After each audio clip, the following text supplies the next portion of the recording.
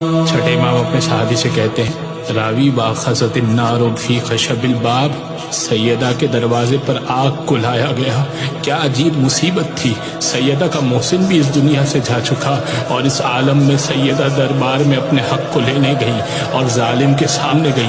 ظالم بیٹھا ہوا تھا، سیدہ کھڑی ہوئی تھی اور کہہ رہی تھی ارے میرے بابا کی وراثت مجھے دے دے، میرے بابا کی میراث مجھے دے دے۔ اور اب وہ تحریر پیش کی جو سیدہ کو بابا نے دی تھی، رسول اللہ نے دی تھی۔ جیسے ہی وہ تحریر پیش کی، لعین نے وہ تحریر کھینچ کر سیدہ کے ہاتھ سے پھاڑ دی اور اب ایک سیدہ کو تماچا مارا۔